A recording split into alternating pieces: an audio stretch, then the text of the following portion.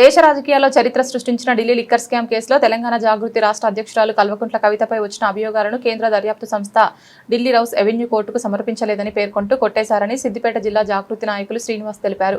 కొన్ని రాజకీయ పార్టీ నాయకులు కవితపై కక్షగట్టి కుట్రలు చేసి కుతంత్రాలు చేసి మహిళను చూడకుండా అన్యాయంగా తప్పుడు కేసులో ఇరికించారన్నారు. న్యాయస్థానాల మీద అపారమైన గౌరవం ఉందని ఎప్పటికైనా న్యాయమే గెలుస్తుందన్నారు.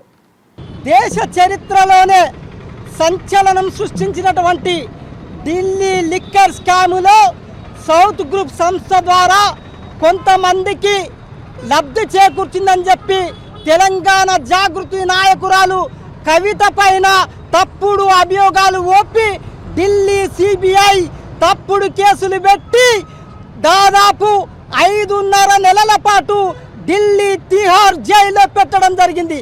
కొంతమంది రాజకీయ నాయకులు కుట్రలు చేసి కుతంత్రాలు చేసి తెలంగాణలో కవిత గారు రాజకీయంగా ఎక్కడ పైకి వస్తుందో ఈ తెలంగాణ రాష్ట్రానికి ముఖ్యమంత్రి అవుతారని చెప్పి కొంతమంది కావాలని నాయకులు తప్పుడు కేసులు పెట్టి తిహార్ జైలుకు పంపడం జరిగింది. ఆ రోజు చెప్పింది కవితక్క గారు, నేను ఈ ఢిల్లీ లిక్కర్ స్కామ్ కేసులో ఎలాంటి తప్పు చేయలేదు, నా పాత్ర అసలే లేదు, నేను కడిగిన ముత్యం వల్లే తిరిగి వస్తానని చెప్పడం జరిగింది. న్యాయ వ్యవస్థ పైన అపార నమ్మకం అపార గౌరవం ఉందని చెప్పి ఆ రోజు కవిత ఏదైతే చెప్పిందో ఈ రోజు అదే అక్షరాల నిజమైంది. రౌస్ అవెన్యూ కోర్టు వారు ఈరోజు సిబిఐ మోపిన అభియోగాలు కావచ్చు అవి నిర్ధారణ కాలేదు, ఇవన్నిటికి సాక్ష్యాధారాలు సరిగా లేవని చెప్పి ఆ కోర్టు కొట్టివేయడం జరిగింది. ఇవాళ ఎవరైతే రాజకీయ నాయకులు కవిత గారి పైన తప్పుడు కేసులు పెట్టి జైలుకు పంపిర్రో వారికి ఈరోజు రౌస్ అవెన్యూ కోర్టు చెంపపెట్టు లాంటి దెబ్బ కొట్టిందని చెప్పి తెలియజేస్తా ఉన్నాం. నిజంగా ఇవాళ న్యాయ వ్యవస్థ ఉంది, ఇవాళ న్యాయ వ్యవస్థ పైన గౌరవం ఉంది.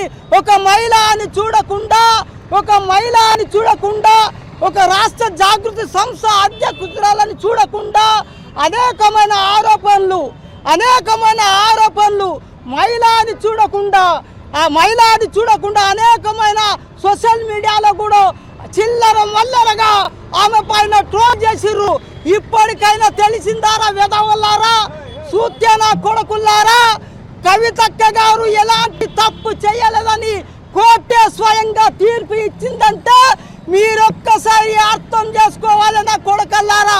ఇప్పటికైనా ఖబర్దార్, మరొక్కసారి మీరు నిజాలు తెలుసుకోకుండా అన్యాయంగా అక్రమంగా నింద ఆరోపణలు చేస్తే ఈ రకంగా కోర్టులు తీర్పు ఇస్తాయని తెలుసుకోవాలని చెప్పి మేము రాజకీయ పార్టీ నాయకులకు తెలియజేస్తా ఉన్నాం.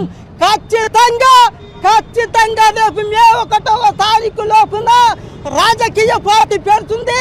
ఇవాళ దేశ చరిత్రలోనే ఇది ఒక సంచలన తీర్పుగా మారిపోయింది. ఇవాళ దేశ ప్రజలందరూ ఆలోచిస్తున్నారు, ప్రశ్నిస్తూ ఉన్నారు. ఒక మహిళ పైన ఇలాంటి తప్పులు కేసులు పెట్టడం ఎంతవరకు కరెక్ట్ అని చెప్పి ఇలా ఎవరైతే ఏ రాజకీయ పార్టీ నాయకులైతే కేసులు పెట్టిరో వాళ్ళందరినీ నిలదీస్తూ ఉన్నారు.